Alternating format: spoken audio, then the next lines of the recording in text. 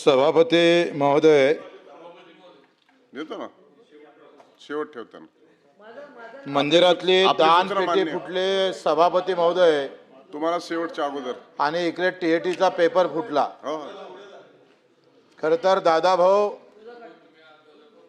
जेव्हा मंदिरातली दान पेटी फुटतं तेव्हा भावनेचा खून होतं, पण जेव्हा पेपर फुटतं तेव्हा कष्टकऱ्यांच्या स्वप्नाचा खून होतं. तुम्हाला आम्हाला माहित आहे का, तुम्ही आम्ही सगळे बऱ्यापैकी असणारे लोक इथे उपस्थित आहे, ज्यांच्या खिशात किमान पैसा अजून 10 वर्ष जगण्या एवढा आहे, त्या लोकांना याचं काही फार महत्व वाटतं असं मला वाटत नाही. सभापती महोदय, तुम्ही सांगा, एखादा पेपर जेव्हा फुटतं तेव्हा गरीबाच्या पोराचं मरण कसं होतं? 5 ते 10 लाख विद्यार्थीचा अभ्यास करत असतं, रक्ताचं पाणी करत असतं सभापती महोदय. आणि अशा वेळेस जेव्हा पेपर फुटता असा येतं त्यावेळेस आत्महत्याशिवाय दुसरा पर्याय राहत नाही. दादाभाऊ, आपण खऱ्या अर्थानं यावर लक्ष घालणं गरजेचं आहे. प्रस्ताव प्रस्ताव सन्मान्य वाचलाय ना? प्रस्तावावरच आहे.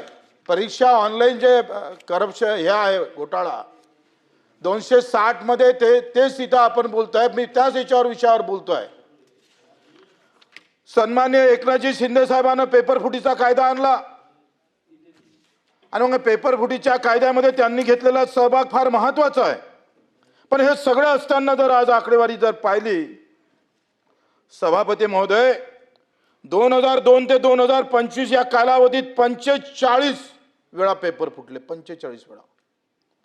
किमान आपण 1658 लोकांना अटक केली.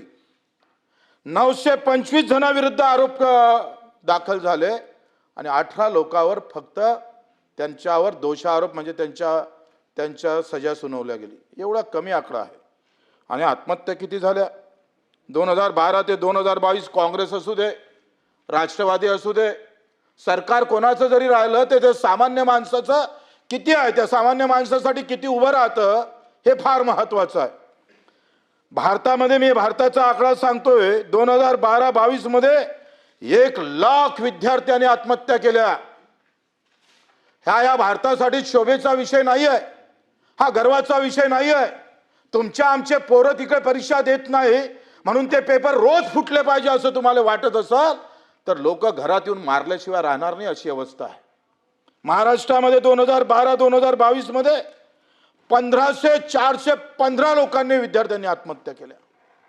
आणि मग असं सगळं असताना आपण जर पाहतोय का याच्यामध्ये जर सुधारणाच येत नसेल, एक मात्र तिकडे शेतीमालाला भाव भेटत नाही आणि गरीब शेतकऱ्याच्या मजुराचं पोरगं जेव्हा पेपरले जातं तेव्हा त्याच्यात पेपर फुटल्या जातं, तर त्याचं अंतर्मन काय बोलत असेल हे खरं तर आपण सगळ्यांनी तपासणं गरजेचं आहे.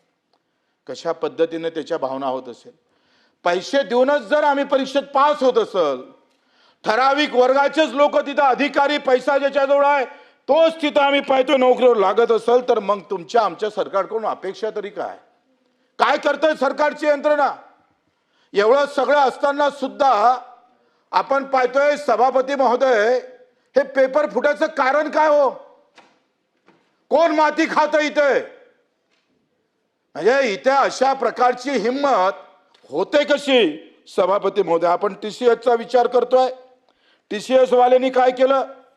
जे टाटाची कंपनी आहे ते इथं आम्ही पाहतोय महारतेचा गुणगाव सुरू आहे, पण त्याच्या माध्यमातूनही अंदरून आपले लोक कसे घालायचे असाही प्रकार काही सरकारमध्ये चालू असतं, ते थांबले पाहिजे.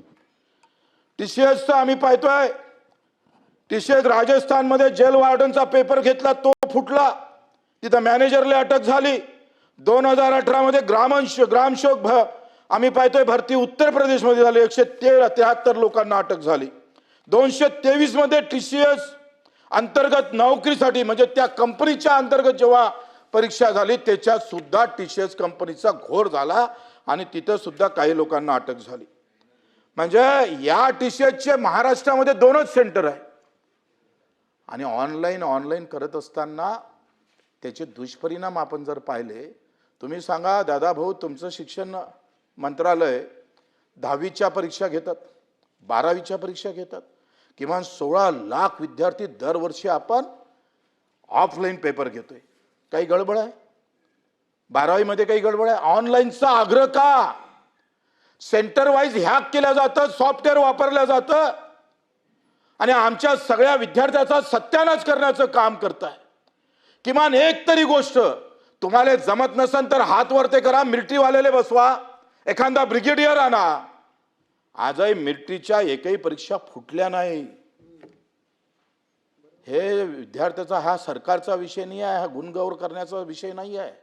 मी सरकारमध्ये आहे म्हणून मग चलता है जला है तो भी बोलना है कि नहीं बहुत ठंडा है. इकडे आग लागली आहे आणि सरकारमध्ये आहे म्हणून आम्ही म्हणायचं आहे थंड आहे, फार चांगली अवस्था आहे. विरोधकांनी पण तसंच बोलायचं आणि आम्ही पण तसंच बोलायचं, तर हे काही या सभागृहातून त्या अपेक्षा नाही आहे. कदाचित आमच्या बोलण्यानं काही लोकांचे मन दुखत असेल, पण ही वस्तुस्थिती आपल्याला टाळता येत नाही.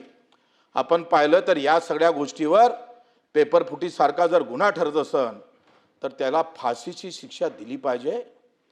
या सगळ्या गोष्टीवर व्यवस्थित आम्ही पाहतोय, त्याचं नियोजन केलं पाहिजे. आज आपण पाहतो का या सगळ्या भानगडीमुळं तुम्ही सांगतोय 3.5 कोटी विद्यार्थी प्रभावित झाले. 3 कोटीच्या समोर विद्यार्थ्यांना प्रभावित व्हावं लागलं. बस एक दोन मिनिटं. आणि म्हणून आम्ही आपल्याकडून अपेक्षा करतो, व्यापम घोटाळा झालाय, टीएटीचा घोटाळा, आता टीएटीची परीक्षा फुटली आणि 2 लाखाले पेपर गल्लोगल्ली वाटप व्हायला लागलाय. दादा भाऊ, तुम्ही तिथं दादागिरी दाखवून मला वाटते तुम्ही जर हातात दंडा घेतला तर याचा सफाई झाल्याशिवाय आणि अनेक गरीब गोरगरीब विद्यार्थ्यांचा आशीर्वाद तुमच्या नशिबी आल्याशिवाय राहणार नाही, अशा खऱ्या अर्थानं आम्हाला अपेक्षा आहे. ते तुम्ही करणार आहे याच्याबद्दल आम्हाला काही दुसरा आमचं काही मनात मतभेद नाही आहे. परंतु यावर एकदा सोक्ष आपण पाहतोय का कुठं ना कुठं विचार करून त्याची एक व्यवस्थित घडी बसवून आज महाराष्ट्र लोकसेवा आयोगाच्या माध्यमातून ह्या परीक्षा ऑफलाईन कशा होईल याच्यावर आपण चिंतन मंथन केलं पाहिजे. केंद्रीय लोकसेवा आयोग ऑफलाईन परीक्षा घेतं, अनेक राज्य ऑफलाईन परीक्षा घेतं, पण इथंच ऑनलाईन घेण्याची आम्ही का प्रकारची जबरदस्ती केल्या जातं? काय त्याच्यामध्ये इंटरेस्ट आहे? कोण त्याच्यामध्ये आम्ही पाहतो हे सगळं डोकं घालताय? यावर सुद्धा सभापती महोदय एक विचार होऊन त्याचं चिंतन मंथन करून कुठेही पेपर फुटणार नाही आयुष्यात याची हमी आम्हाला जर दिली तर तो विद्यार्थी जो आहे 20-20 वर्ष 10-10 वर्ष बिचारा अभ्यास करतोय. कसं राहतंय पुण्याला आम्ही पाहतोय, एका खोलीत जिथं 2 जण झोपू शकत नाही तिथं 3 जण राहतोय. सगळे संत आम्ही पाहतोय सोनं गिनं गहाण ठेवून वावरं विकून आम्ही पाहतो त्या परीक्षेला बसतंय. एक आशेचं किरण त्याच्यावर असतंय, त्याच्या डोक्यासमोर असतंय. आणि ते आशेचं किरणच जर पेपर फुटीमुळे तुटल्या जात असेल आणि ज्याच्याजवळ पैसा आहे तोच नोकरीवर लागत असेल तर मला वाटतं सभापती महोदय तुम्ही आम्ही सगळ्यांनी याच्यावर पुन्हा चिंतन मंथन करणं गरजेचं आहे. मला माहीत आहे वेळ झालेला आहे, पण मला ह्या अपेक्षा तुमच्याकडून किमान याची बैठक, किमान आपल्या दालनामध्ये काय केलं पाहिजे, कशा पद्धतीनं आहे पेपर फुटीचे प्रकरण थांबले पाहिजे, जो मेरिट आहे, जो गुणवत्ता आहे तोच तिथं नोकरीवर जाणार, अशा प्रकारच्या भावना तुमच्या आमच्या सगळ्याच्या मनात कसं येईल ह्या खऱ्या अर्थानं आम्ही त्याच्या मागं अपेक्षा ठेवतोय सरकारकडून. जरी सरकारमध्ये जरी असलो तरी सत्यापेक्षा सत्य महत्त्वाचं असते. सत्ता महत्त्वाची नाही, सत्य महत्त्वाचं आहे आणि त्या सत्याच्या आधारे आपल्या सर्वांकडून अपेक्षा करतोय.